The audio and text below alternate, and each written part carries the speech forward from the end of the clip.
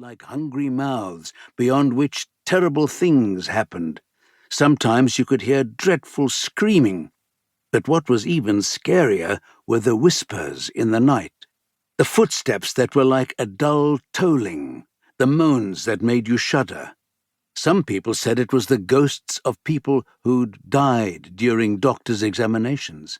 They infested the building, and at night you could glimpse them in their long, milky cloaks, gliding along the walls and sliding over window panes, creating sudden condensation. Or else you could see them in the constant flicker of the light bulbs. Gioele summoned up the courage. 9. He stopped outside an open door. Inside, the light was off, except for a faint glow at the far end, so the threshold seemed like a dark eye staring intently at him. Gioele looked up and in the semi-darkness read the inscription Sigismund Braun on the nameplate by the jamb. The door moved with an eerie squeak, perhaps because of an open window. Gioele couldn't help thinking that the stories about the ghosts might be true after all. He clutched the drawing paper against his chest to silence his heart, which was pounding in his throat. Instead of turning and running away, though, he stuck his nose into the liquid darkness of the laboratory. When they were on the train and he called out to the SS men through the window to practice his German, his mother often said, "You're too bright and too inquisitive a little boy, Gioele, and it'll get you into trouble. It'll bring you bad luck." Since he'd been in the camp, he had survived only because he was bright and inquisitive, and thanks to the genius that set him apart from the other twins, even his brother Gabriele. He was rewarded with lumps of sugar, chocolate, and every now and then a used toy.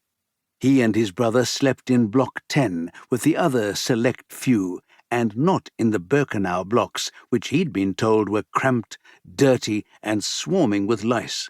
They wore the clothes in which they'd arrived at the camp, and weren't forced to trek across miles of countryside from the Birkenau barracks to the Auschwitz laboratories, to be measured and studied.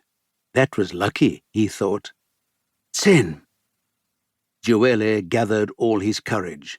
With a single heroic stride, he stepped over the line between the half-light and the darkness in the room.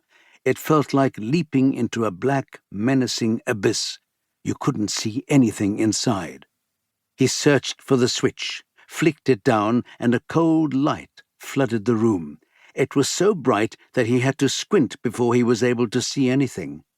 He held his hand flat above his eyes to shield them and looked around. This laboratory was like all the others in the block.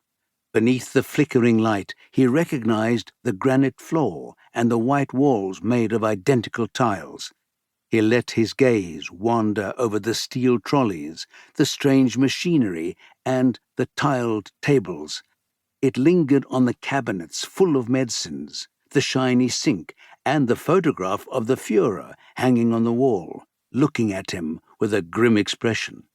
The window was open, but there was an odd smell in the air. It was neither disinfectant nor the formaldehyde the doctors used for preserving their exhibits.